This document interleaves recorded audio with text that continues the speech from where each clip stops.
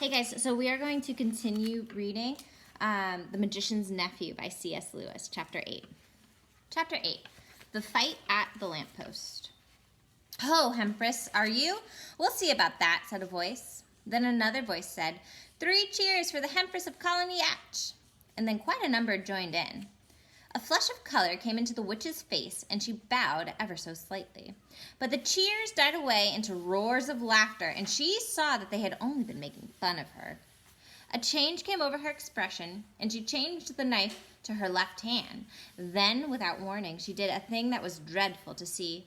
Lightly, easily, as if it was the most ordinary thing in the world, she stretched up her right arm and winched off one of the crossbars of the lamp-post. If she had lost some magical powers in our world, she had not lost her strength. She could break an iron bar as if it was a stick of barley sugar. She tossed up her new weapon into the air, caught it again, brandished it, and urged the horse forward. "Now's my chance," said Diggory. He darted between the horse and the railings and began going forward. If only the brute would stay for a moment, he might catch it in the witch's heel. As he rushed, he heard a sickening crash and a thud. The witch had brought the bar down on the policeman's helmet, and the man fell like a ninepin. "Quick, Diggory, this must be stopped," said a voice behind him. It was Polly, who had rushed down the moment she was allowed out of the bed. "You are a brick," said Diggory. "Hold on to me tight. You'll have to manage the ring. Yellow, remember. And don't put it on until I shout." There was a second crash, and another policeman crumpled up. Then there had came an angry roar from the crowd. "Pull her down. Get the paving stones. Call out the military."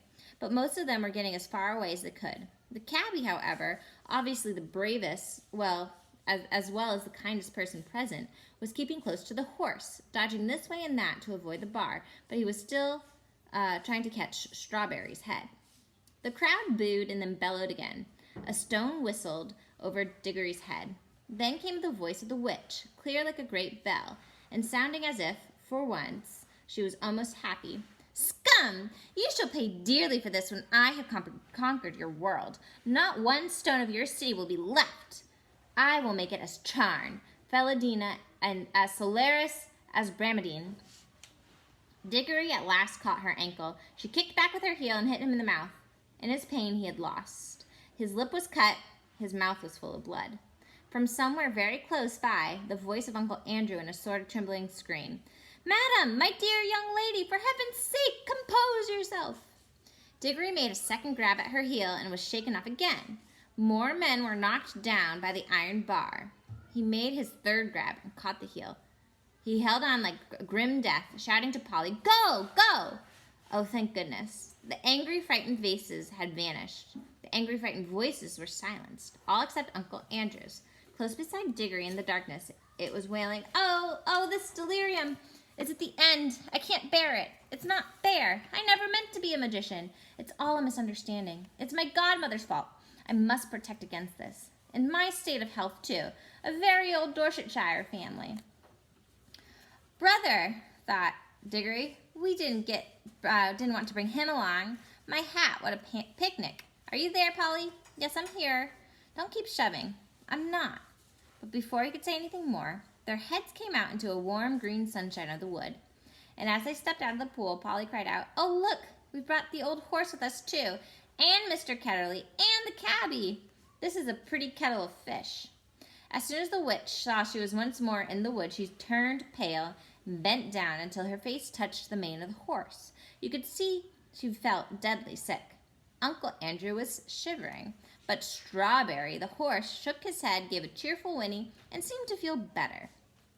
He came quiet for the first time since Diggory had seen him. His ears, which had laid flat on his skull, came into their proper position, and the fire went out from his eyes. "That's right, old boy," said the cabbie, slapping Strawberry's neck. "That's better. Take it easy." Strawberry did the most natural thing in the world. Being very thirsty, he walked slowly across the nearest pool and stepped into it to have a drink. Diggory was holding the witch's heel, and Polly was holding Diggory's hand. One of the cabbie's hands was on Strawberry, and Uncle Andrew, still very shaky, had grabbed onto the cabbie's other hand. "Quick," said Polly, looking at Diggory. "Green."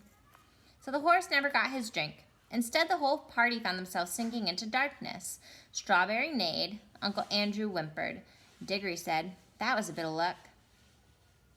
There was a short pause, and then Polly said, "Aren't we be there by now?" "We do seem to be somewhere. At least I'm standing on something solid." "Well, why, so am I. Now that I think of it," said Polly. "But why is it so dark? I say, do you think we got into the wrong pool?" "Perhaps this is Charn," said Diggory.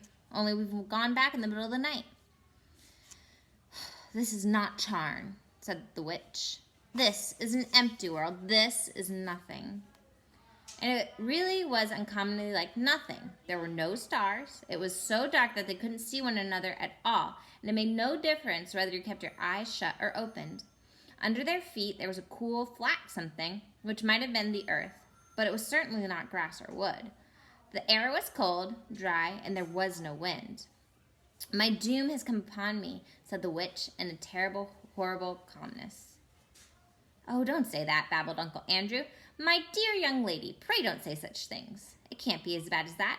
Ah, cabman, my good man, why don't you have a flask about you? A drop of spirits is just what I need."